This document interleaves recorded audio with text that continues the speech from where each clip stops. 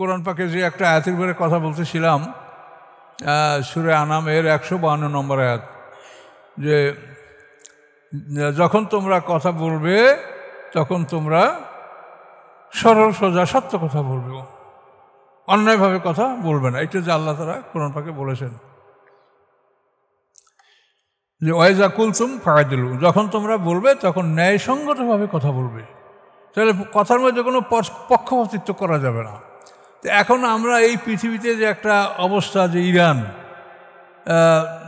বলতে গেলে সারা পৃথিবীর বিরুদ্ধেই সে যুদ্ধ করছে, আমেরিকা ইসরায়েল, এর মানে হলো সারা পৃথিবীর শক্তি এরা। তো কিন্তু তার কাছে সে কখনো মাথা নত করছে না, এবং মাথা নত না করার কারণে সে অপমানিত হয়নি। তার যা কিছু আছে তার মাধ্যমে আল্লাহ তাআলা তার ইজ্জতকে কিন্তু রক্ষা করেছেন। তো এখন আমরা অনেকেই বলে থাকি যে এরা কাফের বা অন্য কিছু, এগুলি সম্পর্কে আমরা সতর্ক হব। যেহেতু আমরা এটা কোরআন থেকে যদি তুলনা করি, তো আমরা হইলাম সুন্নি, ওরা হলো শিয়া। কিন্তু আমি কিন্তু শিয়া সুন্নি বলতে রাজি না। আমার কথা হলো, আল্লাহ বলছেন ইন্নাদ্দীন ইনদাল্লাহিল ইসলাম।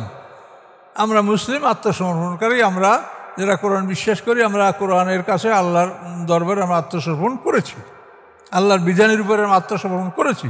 আমরা মুসলিম, অন্য কোনো নাম গ্রহণ করতে আমি রাজি না, বা আপনারাও রাজি থাকবেন না। কোরআন আমাদের যা বলে ওইটাই আমাদের দল। তো এখন আমরা নিজেদেরকে যদি পরীক্ষা করি, যে আমি যে মসজিদে যে আয়াতটা তেলাওয়াত করছিলাম, আল্লাহ বলছেন ইয়া আইয়ুহাল্লাযীনা আমানু, হে ঈমানদারগণ, লা তাত্তাখিযুল ইয়াহুদা ওয়ান নাসারা আউলিয়া, ইহুদি নাসারাকে তোমরা তোমাদের অভিভাবক বা বন্ধু হিসাবে গ্রহণ করবে না। বাযুম আউলিয়া বাস, তারা একে অপরের বন্ধু। এরপরে সামনে বলেন ওমাইয়া তাওয়াল্লাহু মিনকুম, তোমাদের মধ্যে যে কেউ তাদের সাথে বন্ধুত্ব করবে, ফাইন্নাহু মিনহুম, নিশ্চয়ই সে তাদেরই দলভুক্ত। তাহলে ইহুদি খ্রিস্টানদের দলভুক্ত, ইহুদি খ্রিস্টানদেরকে যেমন বন্ধু হিসেবে গ্রহণ করে, সে তো মুসলমানই থাকছে না। ডাইরেক্ট কোরআনের কথা, ওমাইয়া তাওয়াল্লাহু মিনকুম ফাইন্নাহু মিনহুম, তোমাদের মধ্যে হতে যে তাদের সাথে বন্ধুত্ব করবে, নিশ্চয়ই সে তাদের অন্তর্ভুক্ত। ফাইন্নাহু, নিশ্চয়ই, আল্লাহর কথা।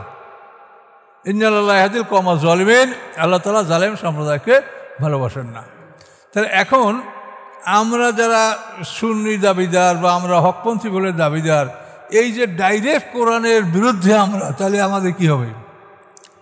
কোরআনে এর কোনো সার আছে? এর কোনো বিকল্প আছে? তাহলে এখন একটু চিন্তা ভাবনা করেন যে আমরা কোন অবস্থায় আছি। আচ্ছা, অন্য আয়াতে আল্লাহ তাআলা বলেন যে ইন্না আসাদ্দান নাসে আদাওয়াতাল লিল্লাযিনা আমানুল ইয়াহুদা ওয়াল্লাযিনা আশরাকু। এই আয়াতটা হলো মায়েদার 82 নম্বর আয়াত। আল্লাহ বলেন লা তাজিদান্না আসাদ্দান নাসে আদাওয়াতাল লিল্লাযিনা আমানুল ইয়াহুদা ওয়াল্লাযিনা আশরাকু।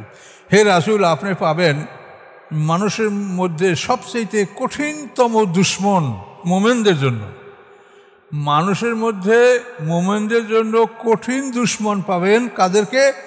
ইয়াহুদা ওয়াল্লাযিনা আশরাকু, ইহুদি এবং মুশরিক, এই দুইটা জাতিকে। এখন আল্লাহ আমাদের অভিভাবক, আল্লাহ আমাদের মালিক, তিনি আমাদের বন্ধু, সব কিছু। তিনি বলে দিয়েছেন যে আপনি পাবেন দুইটা জাতি, ইহুদি এবং মুশরিক, এটা মুসলমানদের জন্য পরম শত্রু। এখন এই আল্লাহ এখানে বললেন এই, আর ওখানে বললেন ওই কথা, এদের সাথে বন্ধুত্ব করলে তোমরা ইহুদি খ্রিস্টান হয়ে যাবে, আর এখানে বললেন এই কথা। সূরা ফাতিহায় বলছেন গায়রুল মাগদুবি আলাইহিম ওয়ালাদ-দাল্লিন।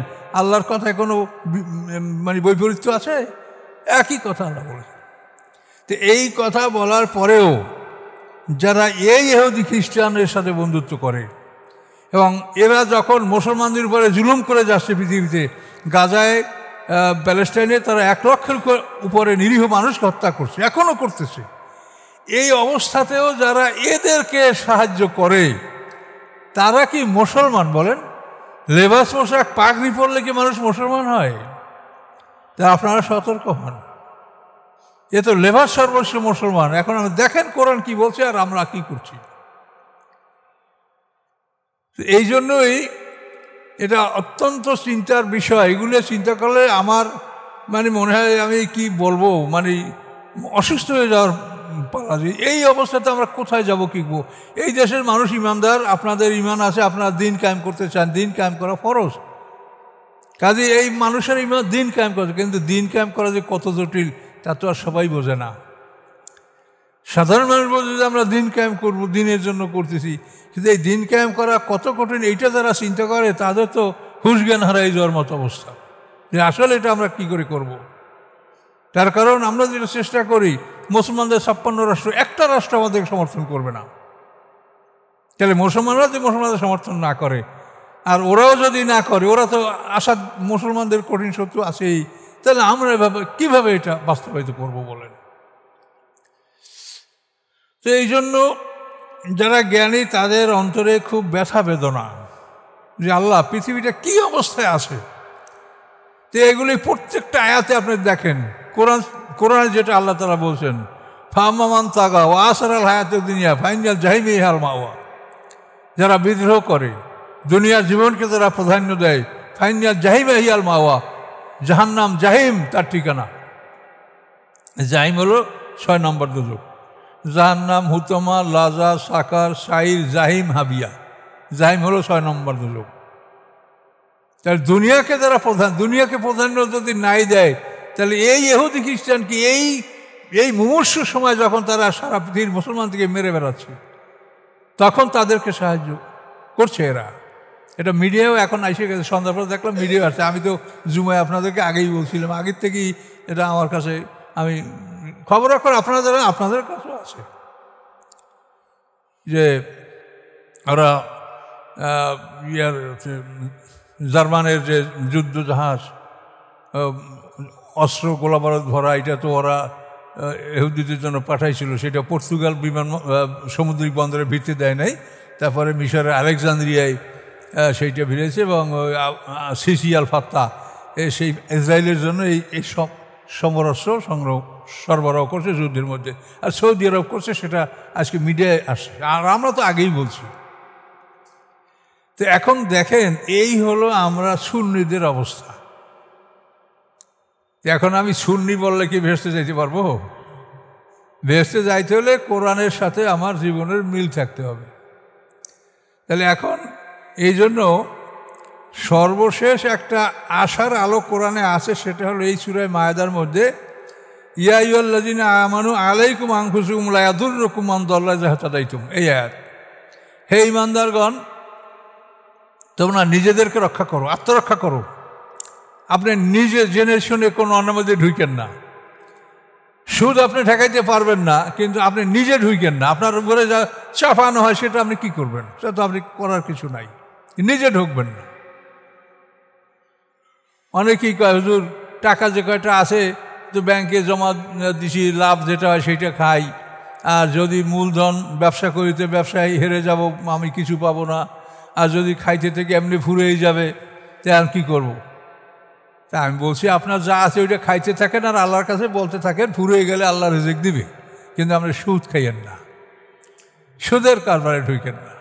আপনারা শহরের মানুষ, অধিকাংশ মানুষ আপনারা ধনী চাকরিজীবী, কাজে এইটা আপনাদের সবারই এই সমস্যাটা আছে, যে চাকরি করার পরে যে টাকাটা পাই এটা ব্যাংকে রেখে তার ইন্টারেস্টটা খাবো, আর মূল টাকাটা থাকবে। এইটা করলে আপনি মানে মহাবিপদে পড়বেন। কারণ সুদ হলো, যত পাপ আছে এই সমস্ত পাপের মধ্যে শ্রেষ্ঠ পাপ হচ্ছে সুদ। তো এই জন্য এই সমস্ত ব্যাপারে নিজেকে রক্ষা করেন। আপনি যতখানি সম্ভব নিজে আপনি ওর মধ্যে ঢুকেন না, অন্যের মধ্যে নিজে ঢুকবেন না। এরপরে আপনি নিজেকে যদি সামলাই রাখেন, আল্লাহ বলেন লা ইয়াদুররুকুম মান দাল্লা ইযা ইহতাদাইতুম, যখন তোমরা নিজেরা হেদায়েতের মধ্যে থাকবে, তখন যারা বিপদগামী তারা তোমাদের ক্ষতি করতে পারবে না। এটা একেবারে হলো সর্বশেষ আয়াত, যা আমরা অনুভব এখন আমাদের পৃথিবীতে এখন আসলে সেই অবস্থা এখন। তো এই জন্য আমরা কারোর সাথে শত্রুতা নয়, শুধু আল্লাহ কোরআনে বলছেন যে ওয়াইজা কুলতুম ফায়াদিলু, যখন তোমরা কথা বলো তখন ন্যায়সঙ্গতভাবে কথা বলো। এই আল্লাহর আয়াতের প্রেক্ষিতেই। আর আমরা যদি এই সত্য কথা না বলি, তাহলে আর সাকেতনার হককে শয়তানুন আখরাসুন, হক থেকে যে বিরত থাকে সে গঙ্গা শয়তান। কাজেই সত্য কথা যদি বলা সম্ভব হয় তাহলে আমরা বলবো, আর যদি আমরা বলতে নাই পারি তো তখন আমাদের বন্ধ করতে হবে। সেটা সময় আসলে দেখা যাবে যে কী হয়। কথা বুঝতে পারছেন? তো এই জন্য কোরআনে যেটা আছে এই কথাগুলো আপনারা স্টাডি করবেন, এর সাথে নিজেকে মিলান, অন্য মুসলমানদের মিলান, পৃথিবীকে মিলান। এই যারা রাজতন্ত্র টিকিয়ে রাখার জন্য এইভাবে নিজেদের ইমান শেষ করে, এদের ইমান তাদের নাই, এটা পরিষ্কার কথা। ইহুদি খ্রিস্টানদের সাথে যারা বন্ধুত্ব করবে, আল্লাহ ফাইন হোমের নোম, তো ওরা তো ইহুদি খ্রিস্টান, ওরা তো মুসলমান, ইমান তো নাই। তো এখন এই তাদের রাজতন্ত্র টিকিয়ে রাখার জন্য তারা ইমান বিক্রি করে দিল, নিজেদের জীবনকে ধ্বংস করে দিল, ইহুদি খ্রিস্টানকে বন্ধু হিসাবে গ্রহণ করলো। তো এখন এটা পরিণাম কী হবে দেখেন। খোলাফায়ে রাশিদিন 30 বছর আল্লাহর আইনে পৃথিবী শাসন করছে। এদের পরে উমাইয়ারা আসলো, তারা 92 বছর পৃথিবী শাসন করছে। উমাইয়াদের পরে আব্বাসীরা আসলো, তারা 524 বছর পৃথিবী শাসন করছে। 1258 খ্রিস্টাব্দে বাগদাদ ধ্বংস হয়ে যাওয়ার পরে তুরস্কের আন্তলিয়ায় একটা ছোট্ট রাষ্ট্র সৃষ্টি হলো, সেই যে ওসমানিয়া। এই আন্তলিয়া যে একটা জাগিরদারের মালিক ছিলেন, ওনার নাম ছিল ওসমান, ওর থেকে অটোমান ওসমান। যেন ওরা নামটাও কি বিকৃত করিয়া, স্যাটারাইজ করিয়া অটোমান, মানে নাম হল ওসমান না অটোমান, অটোমান সাম্রাজ্য। জুলকারনাইন, এই যে শাহ সেকান্দার, তো এই শাহ সেকান্দার হলো উনি পৃথিবীর একজন এমন বাদশা, সারা পৃথিবীর বাদশা ছিলেন। তো এই আলেকজান্ডার, ওরা এই নামটাকে পাল্টাইয়ে কি করছে, আলেকজান্ডার, মানে মূল নামের সাথে মিল আছে, আবার আসল নামটা নাই, আল ইস্কান্দার। জুলকানের নাম হলো ইস্কান্দার, কিন্তু এইটাকে ওরা ব্যঙ্গ করে কি করছে, আলেকজান্ডার বানাইছে, আর অটোমান ওসমানকে অটোমান বানাইছে। এইভাবে তাদের হিংসা বিদ্বেষ আমাদের প্রতি। তো এই অটোমান সাম্রাজ্যটা 1300 থেকে আরম্ভ করে 1920, 620 বছর। এটা আমি বললাম কেন, সবচাইতে সুন্দর যে পৃথিবীর ইতিহাস, সেটা হলো খোলাফায়ে, মাত্র তারা 30 বছর সময় পাইল। এরপরে উমাইয়ারা পাইল 92 বছর। ওদের সাথে আল্লাহ এদেরকে বাড়াই দিলেন। এদের সাথে আবার আব্বাসীদেরকে বাড়াই দিলেন কত, 524 বছর। আর এই আব্বাসীদের থেকে আবার অটোমান সম্পর্ক আরও 620 বছর। তো এখন এদের পরে আইসো তোমরা, তো তোমরা এদের সাইতে একটু বেশি সময় পাবা, তারপর তোমরা আবার ধ্বংস হবে, এতে কোনো সন্দেহ নাই। আল্লাহ বলছেন তেলকালা ইয়াব নুদাবেলুহা বাইরের নাস, এই দিনগুলিকে আমি মানুষের মধ্যে ঘুরাবো। এই উত্থান পতন এটা কারো চিরস্থায়ী থাকবে না। কাজে এদের এটা জানা উচিত, ইতিহাসটাকে শিক্ষা গ্রহণ করা উচিত, যে কেউ টেকে নেই, আমরাও টেকবো না। তা আমরা ইমান হারা হইয়া কবরে যায় কী হবে আমাদের? এই ইমান তো একেবারেই নাই। কেমনে থাকে? কোরআনের খেলাফ করলে ইমান থাকে? আল্লাহ কতভাবে বুঝাইছে, লার কবুল রফি মোমেন ইল্লাহ জিম্মা। আল্লাহ বলেন মোমেনদের ব্যাপারে কোনো আত্মীয়তা, কোনো প্রতিশ্রুতি তারা রক্ষা করবে না। পরিষ্কার সূরা তওবার 8 এবং 10, এই দুইটা আয়াতে একই কথা আল্লাহ বলছেন।